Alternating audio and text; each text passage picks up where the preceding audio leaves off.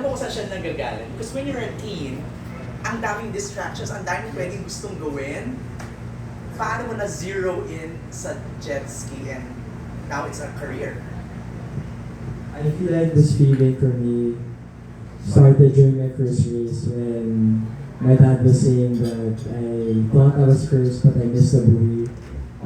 Challenge. Yeah, that feeling for me was a good experience because after that race it wanted me to work harder and do better in my other races. And every race I join, even till this day, I still get that feeling that I need to work on something and improve on something. Yung second question niya is being Ano a yung feeling career.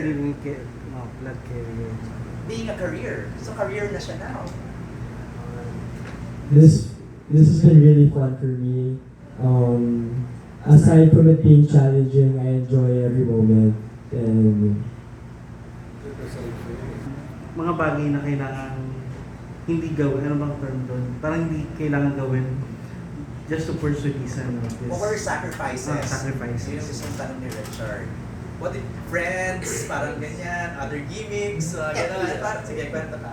so, during the times I had more races, which is this year and 2 years ago, I had to sacrifice, time with family, friends, and also going out, But also, a big factor is I had to miss school and stuff like that also. Medyo iba rin siya compared to other motorsports, just like say motocross. It's very physically driven, and there's no suspension to take the beating pero yung rider yung muscles natin. There's no brake levers, so the body has to handle the G-forces upon deceleration. Okay.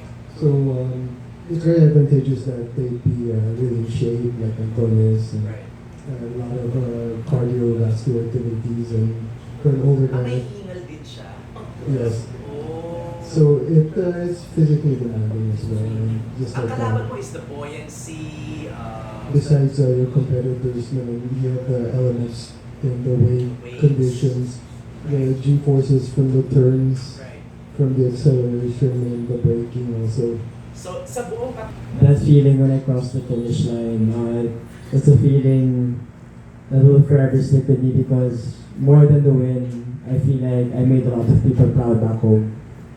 And I know that I've been working hard for that, practicing every week, and that was really a good moment for me.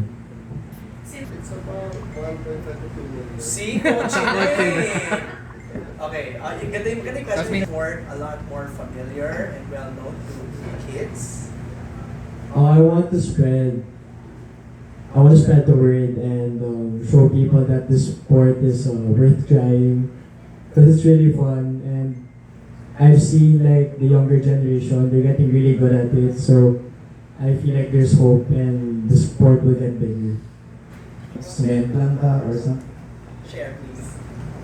During the race, I haven't really fell or bumped anyone like in a bad way, but during practice, one time in Kabataan, I was making a turn, and then I flew off, and then I Tagalog tumilapon. tumilapon, tapos nag-backflip ako mga 5 or 6 times.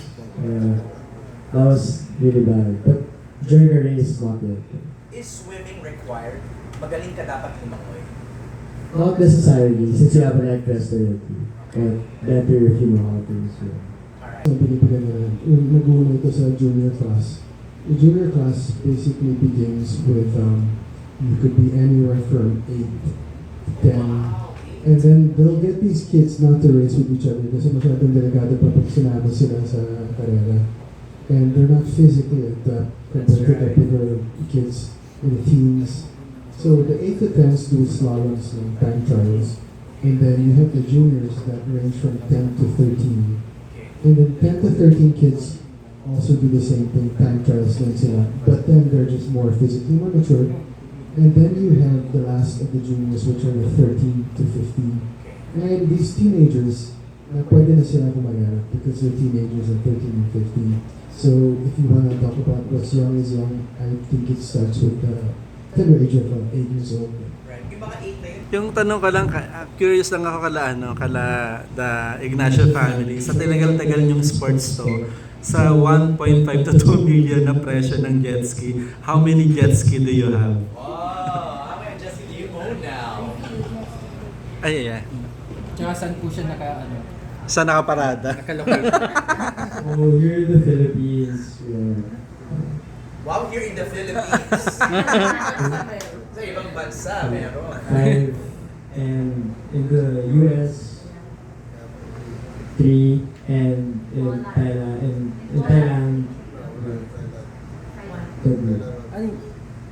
2. Nasa iba't ibang lugar po siya dito sa Yeah. Pilipinas. We ship it kasi every week. And then we have a mechanic in Thailand that stores our jet skis. And in the US also. Parang kanina sinabi nyo na isa sa mga matinding ka-competition or number 1 is yung United Arab Emirates saka yung Thailand, di ba? So, ikaw personally, sino yung matinding kalaban mo during that time na lumaban ka? Kamusta yung performance nung UAE and yung Thailand? Everybody performed well actually, especially the UAE.